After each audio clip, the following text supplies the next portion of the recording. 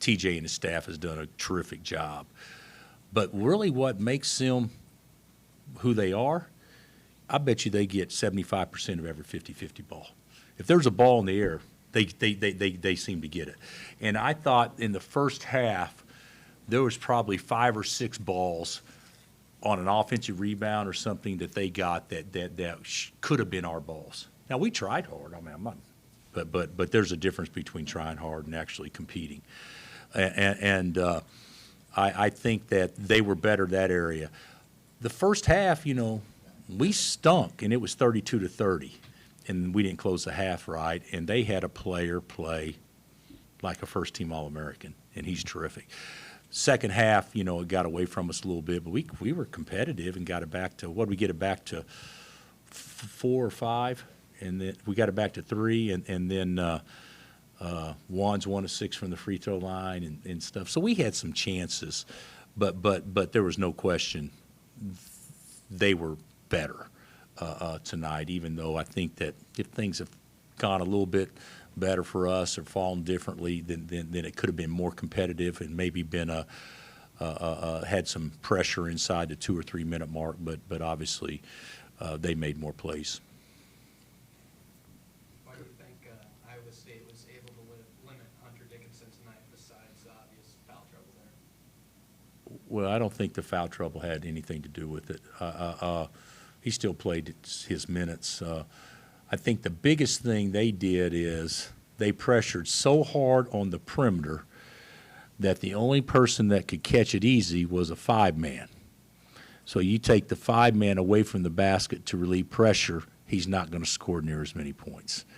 The other thing that they do a good job of is when we tried to feed the post from the wing or the high slot multiple times on the first side.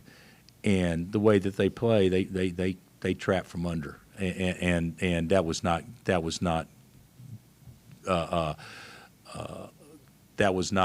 a good design by us to try to do that. Not that we wanted to. We wanted to get the ball the second, third side as quick as we could.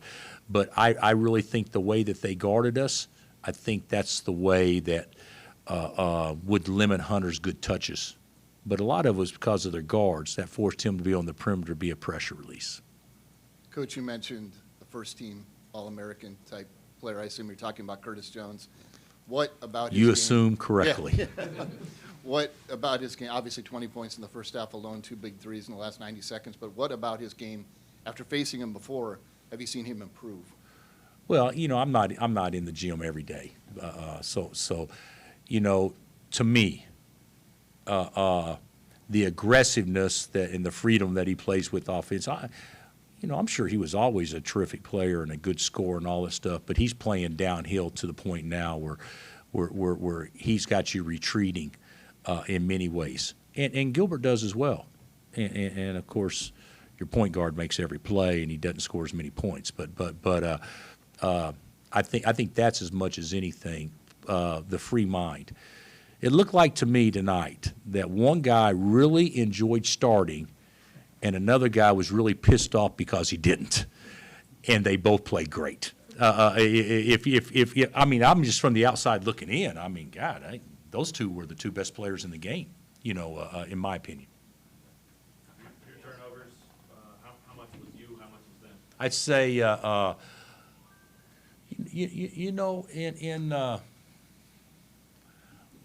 when people allow you to be comfortable, you become actually a better ball handling and passing team than you actually are.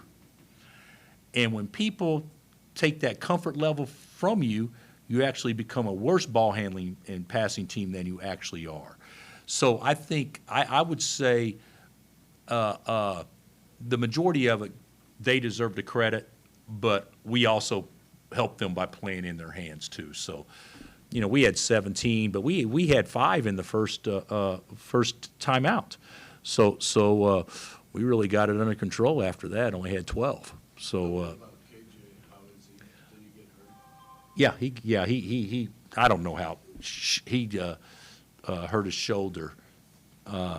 So I don't know how significant it is or how much time he'll miss. But he obviously couldn't go there when he came back in. So I hope it's not significant, and hopefully he won't miss time. But I think we probably will be very lucky if that's the case. Coach, 4 years ago, TJ kind of took over this program. It was a 2-win team. Now they're the number 2 team in the country. What's been most impressive to you about the way he's built this so successfully?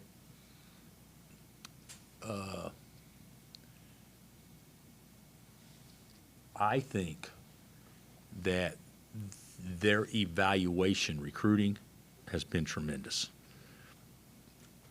Maybe Jamie's got them so much NIL money that they could just go out and get anybody.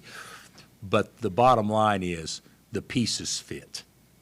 And the other thing is they're very well drilled, and they are very good in situational basketball too. Just like the one time we went small, switch 5, they just BS with the ball until they get the big guy posted and throw it over the top. They're a very smart basketball team.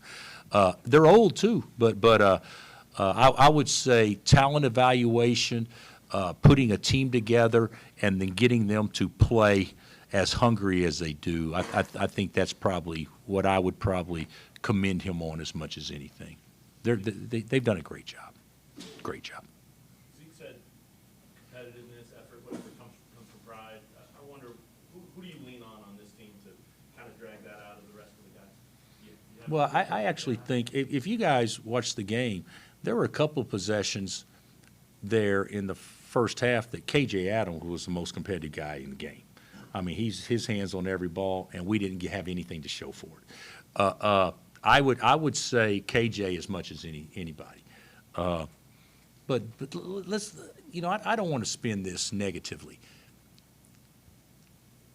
It wasn't a lack of effort. It was a lack of really understanding and respecting how competitive you had to be successful in this game. Guys still try, but try's the baseline. Everybody freaking tries. You don't get a ribbon for trying. So that's a thing that I thought we were lacking as much as anything tonight. All right, thanks, Coach. I guess I'm done.